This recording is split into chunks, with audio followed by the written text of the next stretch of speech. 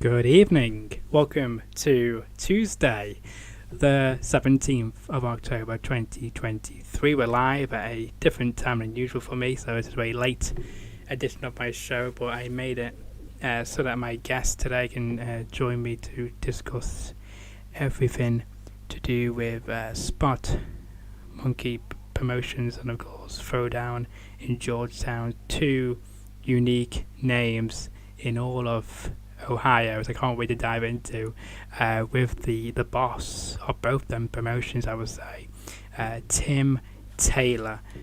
Welcome to the show. Yeah, thanks for having me. Thanks for staying up late. I hope I don't ruin your Wednesday by staying up too late, but I certainly appreciate it. Thanks for having me. No, anyway, welcome. Thank you for accepting to be on the show, and it's a pleasure to have you on the show. And apologies as well to anyone who's a regular tuner. Probably noticed that my voice is a bit croaky than usual, so apologies for that. I picked something up on Friday, so when I announced when I scheduled this in for today, and my voice was fine at the time, and then of course the day after my voice went downhill. Uh-oh. So apologies for that. No worries. But let's dive into it then. What inspired you to create these two brilliant and unique promotions then? Yeah, so really, I would say that Spot Monkey Promotions really is kind of, I run events, regular events under the name of Spot Monkey Promotions, but then also I have kind of an entire umbrella of events that I do. So I do regular events. They've been primarily in Batavia, Ohio, which is just outside of Cincinnati, under the Spot Monkey name, and we give each name or event each event a name. Earlier this year we had Chapter One, then we had Rufflin' Feathers, then we had Good Night for a Street Fight, and then on Friday, November 3rd, we have the whole shebang. So similar to most promotions, we give the events a name. Outside of that, I do fundraisers for various schools throughout Southern Ohio. So Throwdown in Georgetown is the first one that I'll be doing in the town of Georgetown, Ohio. That's going to happen on Friday, November 17th. I've also been blessed. I have the opportunity to do some fundraisers for some others. So we have an event that we do. It's been the spring primarily, but I've done three of them so far. They've been called Rumble on the River, which is in Manchester, Ohio, which is a small town about an hour, 20 minutes east of Cincinnati. It's a very tiny town. Actually, I had Jimmy Hart at that event a few years ago, and he thought he was in the middle of nowhere, and he didn't think that there was any way we were going to have anyone at this event, and he was just thoroughly blown away at how many people we had. And at subsequent events for Rumble on the River, I've had Victoria, I've had Brutus the Barber Beefcake. Everyone that we take out there is just like, oh my goodness, where have you taken me? There's going to be five people here. And every time we blow them away, we have, 400, 450 people in the building, which for Ohio, or even United States independence is a pretty respectable number. So it is kind of complicated to maybe keep all of my events under the, to make sense of everything. But Spot Monkey Promotions is the kind of overarching, parent company. And then I kind of create separate Facebook pages for events to tie them to the unique communities that they take place in. So I have Rumble on the River. I have the Battle in Berg, which we just had, which featured former WWE superstar tag team champion Paul London. It also featured the current NWA world champion and former Impact world champion EC3. And then on Friday, November 17th, we have the Throwdown in Georgetown, which will feature Jimmy Hart, as well. My next event on Friday, November 3rd, which is the whole shebang in Batavia, Ohio. That'll feature Jimmy Hart. It will also feature Sammy Callahan, who's fresh on the independents after his run in Impact Wrestling. So I've known Sammy a while. It'll be interesting, and always, you never know what's going to happen with Sammy on the show. So that'll be great. Really looking forward to that one on the 3rd. Yeah, no, absolutely. Going to be two big shows coming up for yourself, and I hope they are both successful, because I understand as well that one will be on the Premier streaming network, which is the Hmm. November the 3rd show. I Yes. am Hmm. hopefully correct Yep. about. So looking forward to seeing that on Premier streaming Hmm. network, which is a very big deal for yourself. And so congratulations for getting the the opportunity to showcase your promotion and your talent to a Hmm. wider audience. Yep, absolutely. Yeah, Premier Streaming Network gives us that opportunity to be online for really anyone in the world to access our content, and we're up there. There's some great promotions that are on the Premier Streaming Network. I know a lot of the Matt Cardona related content is Mm. there. There's an event that I participate in every year now called the Squared Circle Expo, which is outside of WrestleCon is maybe the biggest. Convention, wrestling related convention in the country. It's massive. They put on a great show. They've got content out there. There's another promotion that I partner with here in the Ohio area, Tri-State Wrestling.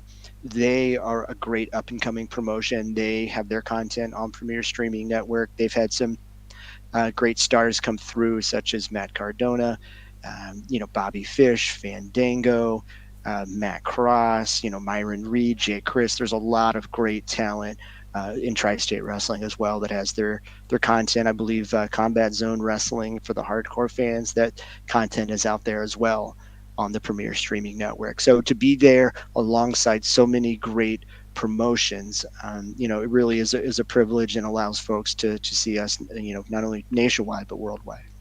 Exactly, and of course, I don't know how well known the Premier Streaming Network is over here, but I know in America and in many parts of America and Canada, it's very top niche.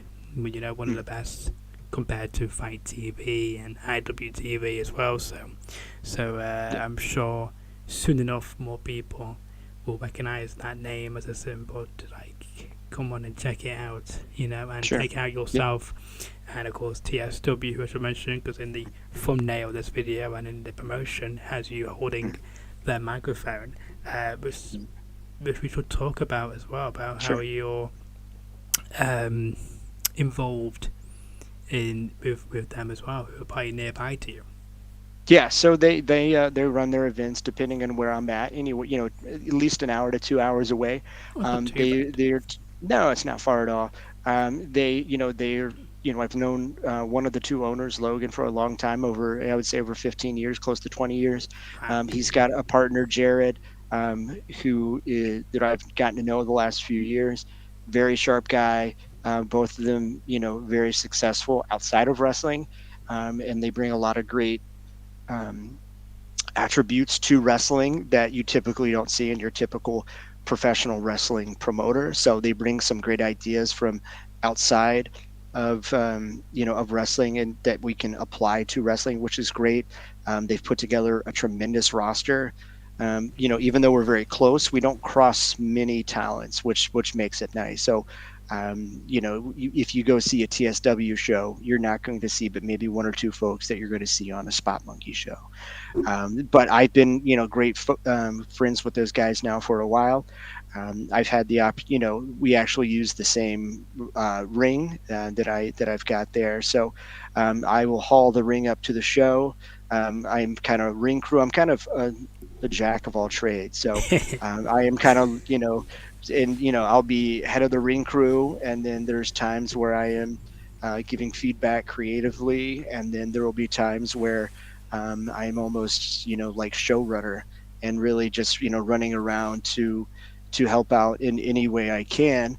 But they actually had an opening for a ring announcer. There was a couple of folks that they typically use unable to make it. So, I've done some ring announcing in the past.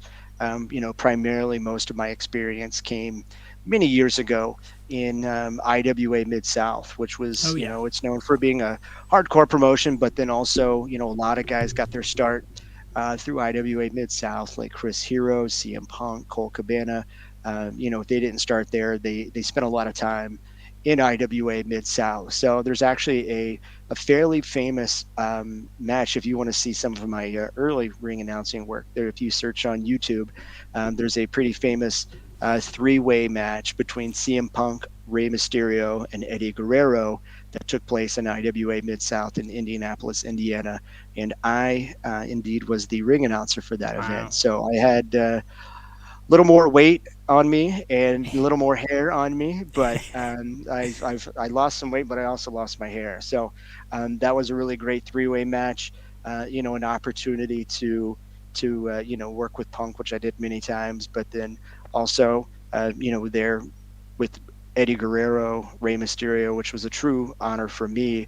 But yeah, I've done some ring announcing off and on through the years, so they kind of sent up the bat signal. I let them know I could do it. So it's just another notch in my cap of things I've been able to do to help out the guys at Tri-State Wrestling. They've, if anyone gets a chance to check it out, they've got, tremendous roster.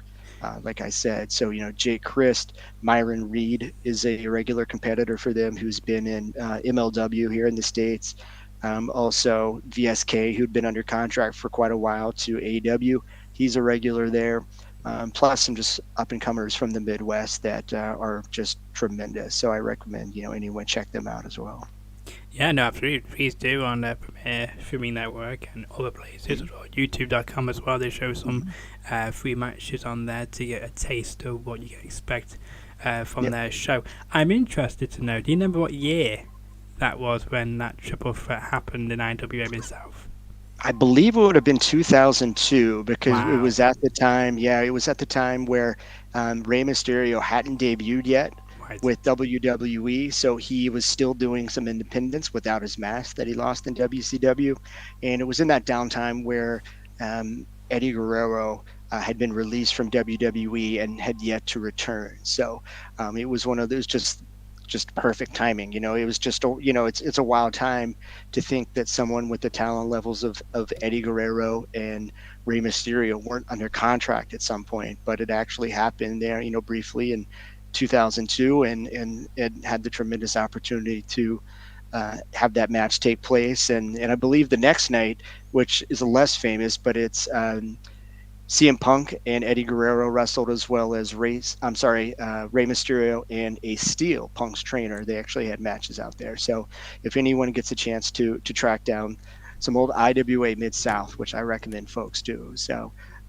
check those matches out. There's some really neat stuff out there. I remember a classic match from 2002 between Chris Hero and CM Punk, 12-3-4's match. I don't know if you were present for that or not, but that was a fantastic night. Great storyline and everything like that. It was just spot on. I enjoyed that. I don't know if you were in that. I don't. Yeah, I don't believe I was there for that. I think that was that the match that went like 90 minutes, I believe. Yeah, that's the one. Yeah. Yeah, I was not there for that one. So at that time, I started in IWA Mid South around the fall of 2000. So just to give you a little bit more context, I became friends, before I got into wrestling with Chris Hero, and to this day, Chris and I, we just shared text just the other day. Oh, cool. But yeah, so Chris and I actually drove down to IWA Mid South together for him to check the show out, to say hello, to see about potentially getting booked. So Chris started there I think in August of 2000, and I started in September of 2000. And kind of at that time, I worked for them pretty regularly through 2001. We would typically do 2 on occasionally 3 days a week for IWA Mid South, and then at that point, at the end of 2001, going into 2002, I started to come close to graduating college, and I was doing an internship with a couple of radio stations in Cincinnati, which it was at a point where I kind of put wrestling on the back burner to a bit. I would still do an occasional IWA show like I did with the Rey Mysterio, Eddie Guerrero, CM Punk three-way. And I would do some local independents to a degree, but not like I was doing, where I was doing 2, 3, 4 shows a week. But so unfortunately, I missed that one. The wild thing about IWA Mid South, like I said, they would run events 2 days a week, every Wednesday, every Saturday, and there's some those famous matches that people would hear about, like the three-way that I mentioned, or the 90-minute match with CM Punk. But there were just so many hidden gems that I don't even know that were on video, that were just on a random Wednesday in front of 30 people in the barn in BFE, Indiana. So, there's just so much great talent came through those walls of that barn that I, used to go to. But, just, starting out, and, not only you'd have Eddie Guerrero, you'd have Rey Mysterio, who'd come around a couple times, but, regularly we had Tracy Smothers, who had been around the world many times over through the territories, all the big companies. Bull Payne had been through several of the territories through the years. He had done work for WCW, ECW. He'd been in Japan, Puerto Rico. Sherry Martel, sensational Sherry, she came around kind of regularly for a while. And it's just, seeing, as someone that I grew up watching her, interacting with her, and learning with, from her, being on shows with her was tremendous.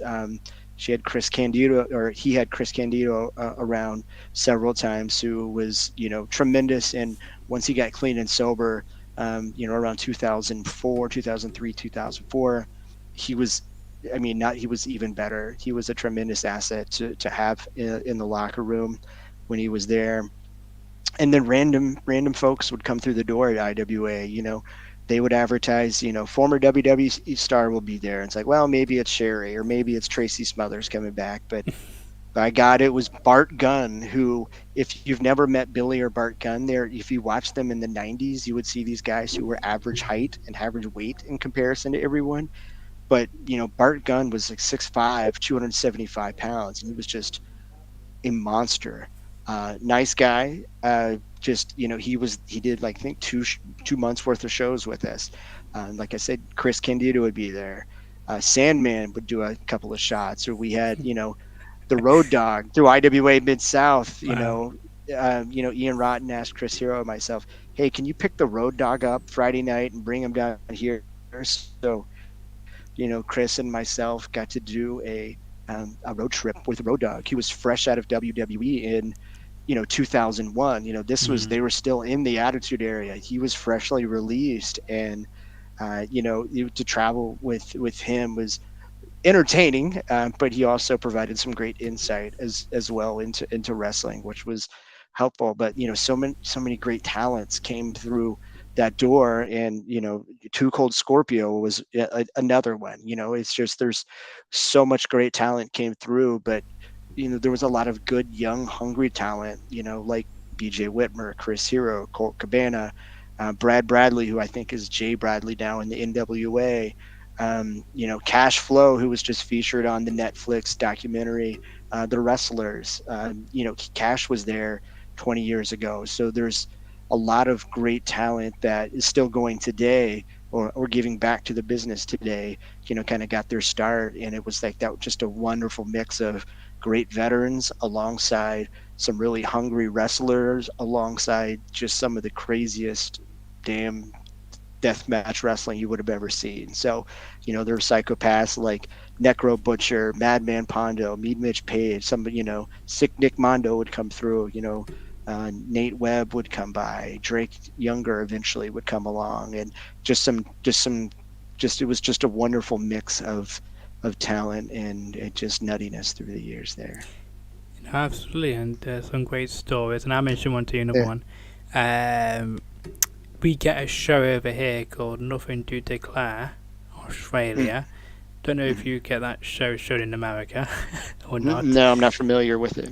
It might be called something else, but we get over here and they're showing reruns of all the episodes, and they showed a old one, I think from 2005, about maybe 2 months ago. And guess who is on it? Who? Chris Hero. Yeah, Yes, interesting. because he didn't have the right visa when he came to How? Australia. Yes, yes, yes. I remember hearing. He's told me that story, and I knew it made a show, but I'd never talked to anyone that actually had seen it. That's Yes, hilarious. until now. Uh, I didn't because he's not very because cause he's not been on many TV shows in this country. So I was quite well, because I've heard of him, but at the time might not know who he was. Maybe it's Right, probably it's helped his popularity as well in the UK. right. But it was all settled, and he was able to continue with his journey. But it was just quite interesting. I've never seen a wrestler, not Chris Hero, being stopped in Australia on the Yeah, show. So that was an interesting one. But I just thought to throw that up in case you yeah, heard yeah. about it or whatever. I'll try to find it. Yeah, yeah. It's actually it's very. I think that's pretty common. Guys trying to sneak through as just a on a visitor's visa, or just folks trying to go from the U.S. to Canada or Canada to U.S. and say, well, I'm just, I'm not working, I'm just training. And actually, I think that's why Speedball Mike Bailey, who's done some work in New Japan and Impact and GCW, he, I believe, was banned from the United States for several years because he got caught trying to um, cross into the United States without the proper kind of paperwork. So don't I believe that's the situation. Don't hold me. I guess I should say he allegedly did that. I don't want to get in trouble with him, but I believe that is because everyone said he's a tremendous wrestler and everyone says he's a wonderful man. So, but yeah, it's if there's any aspiring wrestlers out there, get your official paperwork because you don't want to be banned from a country. So especially if you're a company like WWE, if you're trying to make $50 on the independents and try to cross over the border, any border to to make that booking without the right visa. If in the instance of Mike Bailey or anyone, if you get banned from coming to the United States or you get banned from going to Canada, that can really put a real damper on your wrestling career, because obviously WWE, AEW, even Impact or NWA, they want to hire wrestlers that they've got the ability to not only promote but to tour worldwide with. So um, do everything legally. That's my only advice to everybody. Yeah, exactly. I cannot agree more with you there about that. But let's talk about November the 3rd. Let's go back to talking about yourself more, and Yeah. let's talk about the big match was announced a few weeks ago, and you announced it again earlier today. I don't know if you actually posted it yourself or if you scheduled it to be posted today, but you did post the match again, so it was over 2 weeks away from this fight between Ron Mavis against Joshua Bishop in a Hmm. tables match. Yeah. If, of course, the viewers don't know how this came about, can you enlighten us on how this stipulation came to be a tables match? Sure. So, yeah, at our last event that we had, a good night for a street fight, Ron Mathis was in the main event in a street fight against a gentleman by the name of Justin Xavier, who is very young, 22 years old. Oh wow! If you're not familiar with Justin Xavier, look him up. He is one that has made great strides as an athlete. Came out of Cincinnati, but he actually trained at the Nightmare Factory for several months. I think it was last year. I think it was last year, this year. I can't remember. I'm old. But he actually it was last year, because when he was at the Nightmare Factory. So not only did he train with QT Marshall and Glacier, who was actually one of the trainers there, he actually got to spend quite a bit of time with Cody Rhodes, because at the time Cody had left AEW, but he hadn't appeared yet in WWE. So Justin actually spent quite a bit of time with him. But great young athlete Justin Xavier wrestled the veteran Ron Mathis, and they were in a street fight. Justin put up a hard fight, but Ron Mathis was able to conquer him. And after the match, being the dastardly heel that he is, Ron Mathis declared that he could beat any man, anywhere, anytime, in any kind of match possible. And at the time, the crowd had been chanting for tables in the street fight that had just happened, but they did not get any. So Joshua Bishop came out, he laid down the challenge, said if Mathis thinks he can beat anywhere, anyone, anywhere, anytime, in any stipulation, uh, Bishop was going to take him up on that challenge. And since the fans had asked for tables, he would give them tables. On Friday, November 3rd, it's going to be a tables match. For those not familiar with Ron Mathis, he, he's been around probably 15 years now. I've been a part of his career for a long time, known him for quite a while. He's very animated. He's very much a character. Pure trash. Ron Mathis. He's part of WTF, which stands for White Trash Forever. Oh, right. Along with So I was going to say something else then. Nope. Get your head out of the gutter, Edward. Yeah. So he's part of WTF with Bruce Gray and Tyler Vox, and just a tremendous athlete. He's traveled quite a bit through the Midwest, some to the East Coast. He does a lot in Ohio, Indiana, West Virginia. He's done some work for H2O, which is Matt Tremont in New Jersey.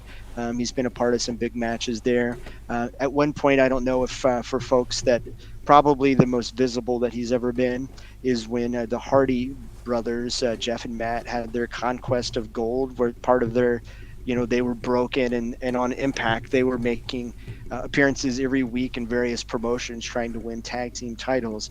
The Hardys actually wrestled Ron Mathis, his partner, on an episode of Impact off from an independent show, but that footage shared on Impact, which was really neat.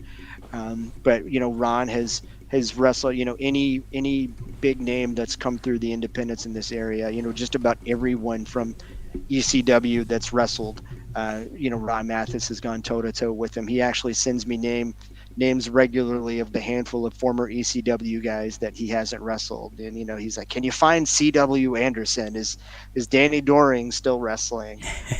But he's actually in an upcoming appearance for another promotion that he does a lot of work with. Himself and Bruce Gray are fighting Matt Cardona and Brian Meyer. So he's a top guy. I have been a big fan of him for a long time. As tough as nails, and he's going against Joshua Bishop, who primarily is known for wrestling out of AIW in Cleveland. Joshua is also the current JCW, the Juggalo Championship Wrestling Champion, which is the Insane Clown Posse's wrestling promotion. So Josh, just imagine if you look him up, he's like a 6'4" Sid Vicious. So he is just he's just a beast. He's crazy as all get out. So Mathis is afraid of no one. Joshua Bishop is just a psychopath. So I imagine the two of them going at it is going to be crazy anyway, but when you throw tables into the mix, I can't imagine how wild it's going to be. So I'm really looking forward to that one. If you don't mind me asking, how many tables have you got for the show? Are people a lot, or you just bought maybe one or two? Or well, in theory, we only need one, right? Because, but I've seen enough independent wrestling to know that tables may not break. And they are tables, so there's been questions. So independent wrestling, you see a lot of the time they've gone to doors. Well, that was questioned, wasn't it, as well in the post when you first announced it? Someone did say, "Is it going to be real tables or just doors?" As well. So it's going to be tables, and they're going to be tables. I will imagine if I can find at least two. Tables have gotten expensive after the pandemic, so right. I'm going to do my best to find as many as I can with a budget that I have. So I would have. I'm worried because there's kind of like a balcony you could get to in this building. Oh no! That I don't know that Josh Bishop has figured that out. Hopefully, I hope he's watching this, but I also hope he's not watching this because I don't want to give him any ideas. But just as a kind of hardcore wrestling fan, part of me is like, it'd be awesome if someone going through like 3 tables off of that thing. Well, maybe. But then as the promoter who's responsible, I'm like, I don't want to see anybody go through 3 tables. Well, maybe we should see you go through the 3 tables instead. That'd be quite good. I've got a list of ex-girlfriends that probably would want to see me go through that the stack of tables, but I don't think any ticket buying customers want to see me. They'd rather see Ron Mathis or Joshua Bishop go through that table. Fair enough. Fair enough. What other match would you like to talk about for your November the 3rd show? We got the tables match. It's gonna be an Yeah, exciting so contest. What else would you want to discuss? yeah, so we also have a big grudge match with as they're called Cincinnati's Most Wanted. It's Lord Crew and Aaron Williams. They are both longtime Cincinnati area wrestlers, and they'll be taking on the team managed by David Barnabas Spector, which is Chance Prophet and Amos. This really has kind of a feud that we've had going since the beginning of the year at my events, and David Barnabas Spector has tried to recruit Aaron Williams to his group Darkness Worldwide. Aaron turned him down, but they've been a kind of a thorn in the side of Crew and Aaron Williams. Aaron was sick at one point and had to miss a show last minute. They tried to, Barnabas Spector and Amos tried to kind of say, is he really sick or is he really, at our home, an initiation as a part of our group? So Aaron clearly is on the side of his partner, Lord Crew. They're longtime friends. But the team of Spector, the manager, and Amos have recruited Chance Prophet to be their partner. So this Chance Prophet is, crazy makeup. He's a tremendous wrestler. I have great respect for his talents, but he's a dark, bad dude, man. So Spector has really gotten a real ace in his corner with Chance Prophet, and just it's going to be interesting to see if Crew and Aaron will get their revenge on Barnabas Spector and Amos, or if the darkness will prevail. So Crew in particular is relatively grumpy here. Um, he actually had a chance at my event in September at the Battle in Berg. He had a chance, and it was maybe the first one, I'm not sure, but one of the very first title defenses of EC3. Uh, Excuse me, I sneezed. Bless you. Bless you. Thank you. Thank you. But Lord Crew wrestled EC3 for the NWA World's Heavyweight title, and just as Crew made his entrance, Amos jumped him, injured him. Crew still went through with the match, but unfortunately he went in a little dinged up against one of the best in the world in EC3, and EC3 was able to overtake Lord Crew to retain his title. So, Crew, in particular, is pretty grumpy with Amos and David Barnabas Spector. So, it'll be interesting to see if they can control their emotions to get their revenge, or if Chance Prophet will be the kind of ace in the hole that gets Darkness Worldwide the victory that they've been searching for. I do like that name, Darkness Worldwide. Good catchy Yep. name. I like it. Now, I forgot to mention to you beforehand. Any predictions for firstly the tables match? Have you got somebody in your heart you're rooting for, or and the same for this great tag team match between the Cincinnati's Most Wanted and Amos? Yeah. So, I mean, in the Let's do tables match. predictions. So first, so I think, if you would have asked me 10 years ago, I would have said I hope Ron Mathis gets put through the table and over again. But he's kind of warmed up to him in my old years. So, he's been a guy that he's a constant at every one of my shows. So since I started running events again at the end of 2021, Right. Mathis has been on every single show. When I ran shows years ago, Mathis was on just about every single show. But Josh Bishop is someone that I admired from afar. Had the opportunity to book him on my show. He has been on a roll. So he beat Carson Drake at our last event in August, and at the event that we had in May, Joshua Bishop was triumphant over Derek Dillinger and the bad boy Joey Janela. So, I may have a soft spot for Ron Mathis, but Joshua Bishop reminds me of Sid, and as an old school wrestling fan, I think Sid's great. And then seeing someone dominant and on a roll, and seeing the people get behind Joshua Bishop as a promoter. I love seeing that someone rising in a promotion. And so I don't know. I think, gosh, I could flip a coin on this one. Um, I yeah. I mean, I'm gonna say Mathis, just because he's kind Okay. of he's my I'm a softie for him. I've So just known him too long. so you're going with Mathis, and I will say Mhm. this: not so fast. I'm going with Joshua Bishop for all the things you just All right. mentioned. He does remind me of Yep. the Sid Vicious back in the good old 90s. So I'm going to go with him. I think he's going to get the edge and put him through the That's great. table and get the victory Yeah, in yeah, that's that. great. And what do you think about the tag team match then? Yeah, so the tag team match, I think it's I'm rooting. I'm a Cincinnati guy. I've known Aaron Williams longer than anyone in this match. Obviously, I'm the one that picked Lord Carew to wrestle EC3 in that NWA World's Title match. So clearly, I think a lot of both of those men.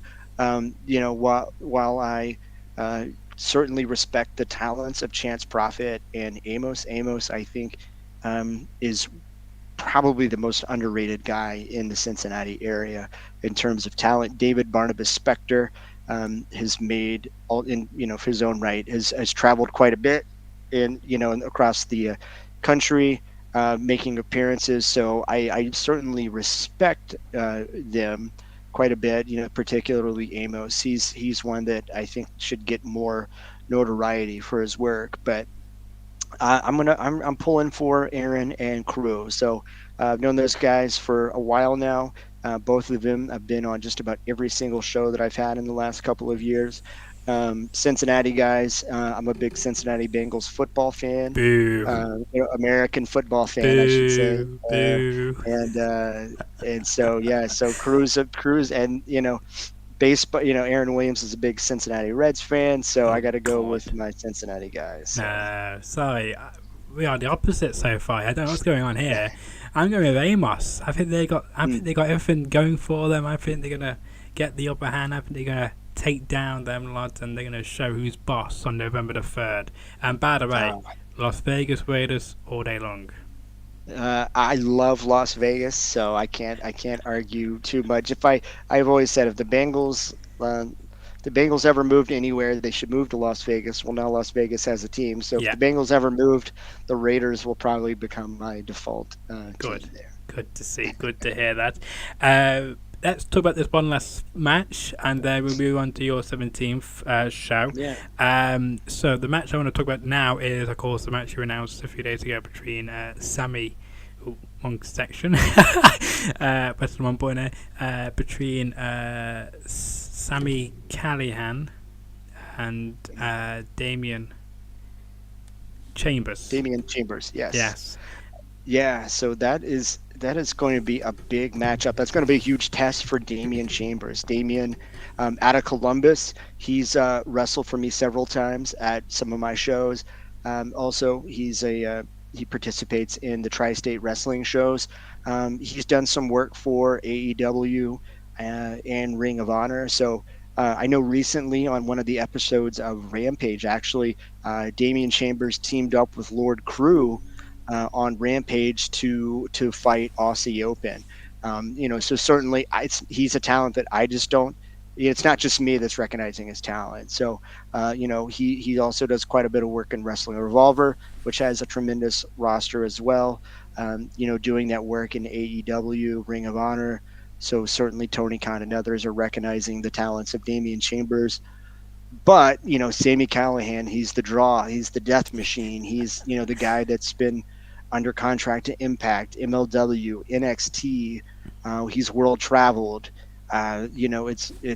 It's one where he's on the independents for the first time in a long time. He's been doing a lot of the TV stuff the last few years, so it'll be interesting to see if we're going to get the hungry, motivated Sammy Callahan, or are we going to get the guy that's not used to the independents and or we're going to see if Damian Chambers can shock the independent wrestling world and beat a man that he's become quite familiar with in Wrestling Revolver in Sami Callihan. Well, when you announced this match, I was quite shocked because very recently, from when he did a press conference or a press speech saying that he is now a free agent and all this, and I thought, well, I'm thinking it won't be long before either AEW or WWE or some other company come out and buy him, and then I've seen this drop Yep. on your side, like, wow, okay, this is it. This is going to be a great fight, and this is what I'm going to get people to come to Spot Monkey Promotions on November 3rd. So it's going to be a fantastic night. Any prediction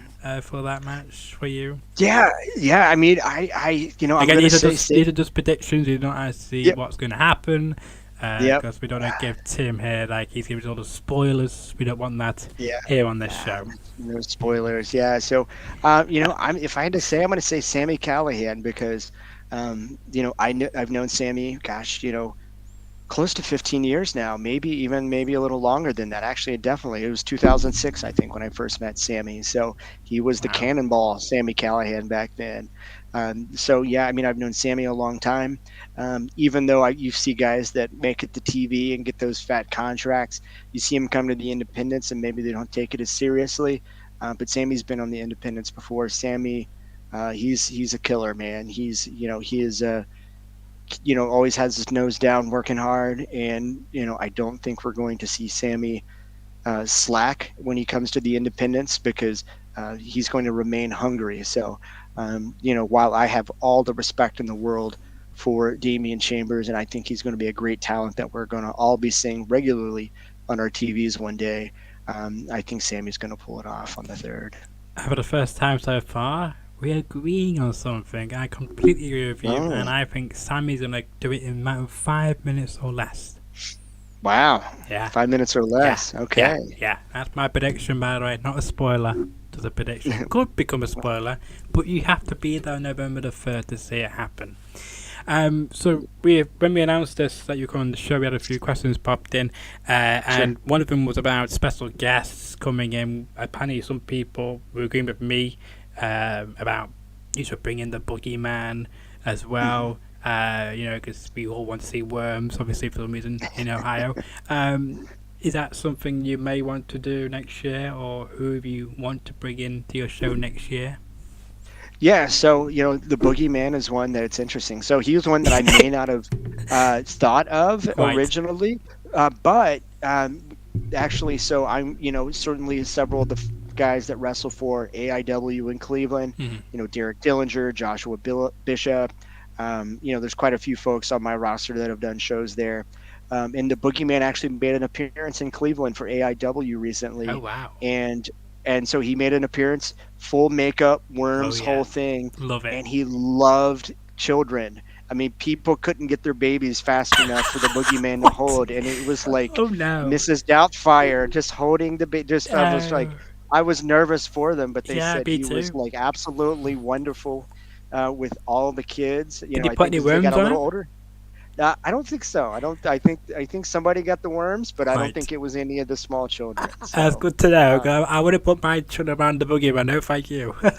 Yeah. So yes, he's one that is maybe on my radar. Yeah, because we did get a lot of people did email me about bringing. So you should ask about the Boogeyman. I got like 4 or 5 people asking that who attend your shows regularly. So I think they want to see the worms. Yeah, that's he's one that's on my radar, and that's the thing. He may not have been someone that I would have personally brought in, but I have to balance on what I want to see versus what the audience. The audience wants to see, and if we run into those instances of where we find both, I've worked quite a bit with Jimmy Hart. Everyone loves Jimmy Hart. He's literally the nicest person that I think I've ever met in and outside of wrestling. He's just a wonderful human. He takes time with everybody. Every time I have Jimmy Hart around, it's just wonderful response. So I can't have Jimmy Hart around enough.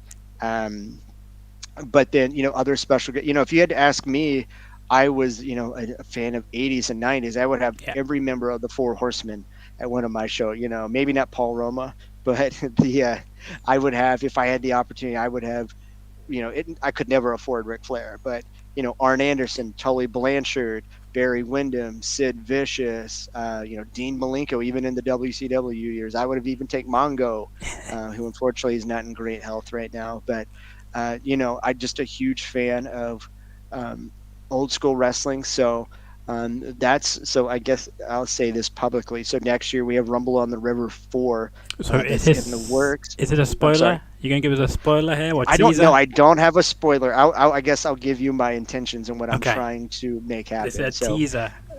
yep, this is a teaser. This is Tim being very I like hopeful. it. Yeah. So I've not said this publicly at all. He But so saved it for the next best year, kept secret. That's what he's done. He's did it for yeah. my show. So, Here we go. yep. So next year we have two events that will be the fourth edition. So I'm going to have the Rumble on the River 4 and Battle at the Berg 4. And so since it's the fourth edition, my goal is to try to get a different member of the Four Horsemen to be at each of those shows. So, I would love for it to be Arn Anderson at one and maybe Tully Blanchard at the other, or Barry Windham at one and, Sid at the other. Oh, that'd be awesome. Certainly there's a lot that goes into that. Of course. Certainly I don't have unlimited budgets, so I've got to make responsible financial decisions, which that's I've just got to see what goes into that. So we'll see what happens. I would love to make that happen at one or both of those shows, but since it's the fourth edition, a member of the Four Horsemen at one or both of those events would be pretty tremendous. Well, you hear it here first, ladies and gents, and you hear it first. So the Boogeyman and one or two members of the Four Horsemen appearing at two different shows. That'd be great to see. But a lot of people want to Yeah. see the Boogeyman for some reason, so he must be Hey, must be quite popular in your area at the moment. yeah, yeah. I Probably mean, why with the IW. yeah, it's right way up there. Yeah, I don't. Yeah, I mean, I'm a Cincinnati and Cleveland are rivals, but they're kind of weird up there. I don't really agree with them. But hey, if the boogeyman, if the people love the boogeyman and they'll pay to see the boogeyman and get pictures and autographs, and bless their heart, bring them in. I'll take it. So There we go. I like it. I like it. Okay, so we'll quickly now go through. Of course, Jimmy Hart will be there on November the 3rd, hmm as you've already previously mentioned. You've also mentioned he's going to be at your other show um, in November the 17th as well. hmm Um, I'm just now trying to find the poster for that. yeah, I can. It's the Throwdown in Georgetown. Yeah, because it doesn't. When I type into Google, it doesn't really pop up Hmm. for Oh, that's some okay. reason. So Uh, if you do have a link, you can post in the Zoom. That'd be great, and I can just click on that too and share it on the yeah, so I'll graphic. see. Sorry about this, everybody. last minute, I'll see. last minute there. I'll Before we can see. just Yeah, go I straight to don't it. want to click. I don't want to click out of this. Yeah. So yeah. I mean, if you on Facebook, Facebook.com/Throwdown in Georgetown is kind of the Facebook page for the event. Um, that So is going to be it's in Facebook. Georgetown, Ohio. It's a dot com. Yeah. Slash Throwdown in Georgetown. Sorry for interrupting you there, and that'd be doc. Yeah. Let's see. Yes, we found it now. Here we go. The reason why I couldn't find it is because it's all in capital letters. Ah. But actually, that's not the right one. Actually, it's some other Facebook page. Uh-oh. Yeah, I called something else. That's in Massachusetts. We don't want that. But it just keep speaking. Apologies for that. Yeah. No, it's okay. Yeah, so Throwdown at Georgetown. It's in Georgetown, Ohio, at the high school. It's going to be a fundraiser for the Georgetown Athletic Boosters. So, sometimes in these smaller towns and rural communities, they need to raise money for the athletics, which are very important for kids. I think kids get a lot out of being a part of athletics, and so many great professional wrestlers have come from those sports backgrounds. So, Okay, I've now found like it. we okay. Awesome. So yeah. So like our event in Williamsburg, the Battle in Berg, this is a fundraiser for the athletic program in Georgetown. Mouth of the South, Jimmy Hart will be there. We're going to have 6 big matches. We've got a women's match on this show. between two great ladies, huge 6-man tag main event, and some great singles matches as well. Yes, and speaking about the ladies, of course, we just mentioned it right there for your nurse, Micah, Nurse Micah. Yep. against Wiley Matthews. It'll be a great contest and something different as well. Yeah, Great so Nurse finish. Micah Nurse Micah is a legitimate nurse. It's not just a corny gimmick. She's intelligently brilliant, very intelligent. She's brilliant, wonderful human being, and one heck of a professional wrestler. So sometimes you think to women's wrestling, there's some great women's wrestlers on TV, but me thinking of the Attitude Era, you think bra and panties and girls that really can't wrestle. Let me tell you, Nurse Micah is a woman that can go. One of her biggest influences, if not the biggest influence, is Zack Sabre Jr. So she's very technically proficient. Had the opportunity to work with her previously, see her work. She is wonderful. Great future ahead of her, and she's facing Riley Matthews. So Riley Matthews is out of the Cincinnati area. She's only, I believe, 20 or 21. She's turning 21 soon. She was trained by Roger Ruffin here in the Cincinnati area, who was the same trainer of Wildcat Chris Harris, Carl the Machine Gun Anderson, and Abyss from TNA. Roger also was a referee at WrestleMania 7 in Indianapolis. So the famous Bret Hart Roddy Piper match for the Intercontinental title. Roger was actually the referee for that match and has gone on to run shows for years and train a lot of great talents, including Riley Matthews. So I think that's going to be a great women's match on the 17th of November. And if we can just quickly mention about this matchup as well. Keep pressing the one button. Yeah. Juan Mathis against Marion Fontaine. Yep, Marianne Fontaine. So Fontaine, I've talked enough about Ron Mathis, but Marianne Fontaine, he's the promoter of old wrestling. So everybody dresses up. All of the wrestlers dress up from like the 1920s. Nice. Some very entertaining shows. Yeah. He declares himself to be the world's best semi-pro wrestler. So he's very technically proficient.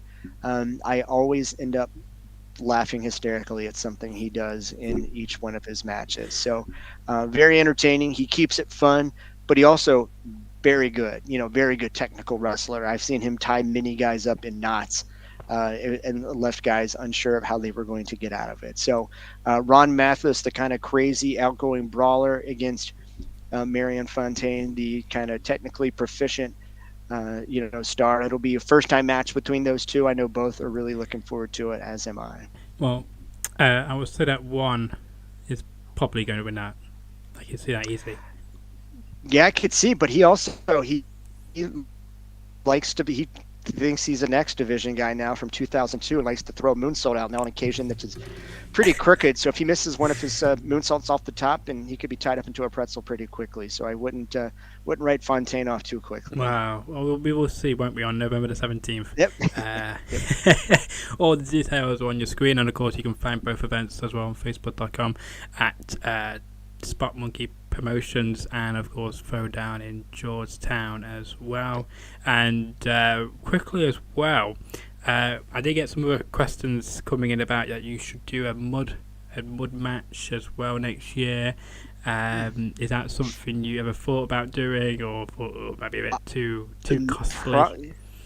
Probably not in any of my regular buildings. That's a mess. I just imagine the mess to clean up. However, in Georgetown in particular, that's the home of the county fair. So I'm not sure if they do county fairs, but there's a lot of farm animals in the Georgetown areas. I would love, if there's anyone watching at the county fair in Brown County or any of the surrounding counties, I would love to do a match where someone gets thrown into some mud. So yeah, plenty of cows, chickens, ducks, turkeys, horses, goats, sheep in the Georgetown area. So if we could just move the next show a few miles down the road to the fairgrounds, I would say there's a pretty good chance someone could end up in some mud. Well, always next year, though. Always next year. Yep. So, but we'll leave it on that note, however. And, of course, I thank you to Tim for coming on the show. And thank you. You always have a great mind and and great answers and everything like that. So we hope that you will come back on the show Yep. maybe after November the 3rd to hype up more of the November the 17th show and to bring us all the down to earth results. And maybe we can show the odd clip or something as well Sure. of the show if anything happens. If it happens, Yeah, that would be great. I don't know, but we can see what we can do if you'd be up for that. Yeah, I would love it. Yeah, always crazy happens. Professional wrestling. It's never a boring night. So I'll see if we can't snag a clip or two and make a return visit here to talk about some of the other good matches, including our big 6-man main event in Georgetown. But we can get to that next time because I could go on forever and ever about the guys in that matchup. So. Yeah, no, absolutely. And of course, I'm guessing is tickets still available for both shows? You can just go to spotmonkeyproductions.com, is it? Promotions, or say not productions, promotions.com. Yep, spotmonkeypromotions.com for the November 3rd show and throwdowningeorgetown.com for the November 17th show. Gotcha, there you go right there. And nice easy lyrics and syncs all together, and you can get your last minute tickets and you want to be there. Or you could be squared, because that's you right. know, you don't want to miss out on some great action in Ohio. That's the one thing. If you enjoyed this episode, if you just stay on, by the way, Tim, we will carry on in just a minute. But if you enjoyed this episode, make sure to smash the like button, share it around to your friends, tell them about Tim Taylor, tell them about Spot Monkey Promotions and Throwdown in Georgetown. These are tongue twisters, I like it. It's my mind working at 10 o'clock at night. And let me know what you think in the comment section below. If you enjoyed the answers from Tim, enjoyed my questions, if you've got a future question for Tim regarding any of his shows or any people you want to see come to any of the promotions, and drop them in the comments section below, and I'll make sure to ask him on the future episode. And make sure to follow me on my social medias across on the screen there. Check out my website, and if you're new around here, then subscribe if you haven't already done so. It takes 10 seconds or less to subscribe, and we have got over 216 subscribers, and we've got some great guests lined up. We've got one for Thursday, we've got one for next Monday, and we've got one for next Tuesday. We've got a nice jazz singer to end out next week, next Tuesday. So I can't wait to announce that in the coming days on my social media / website as well. But until the next episode drops, enjoy the rest of your Tuesday night.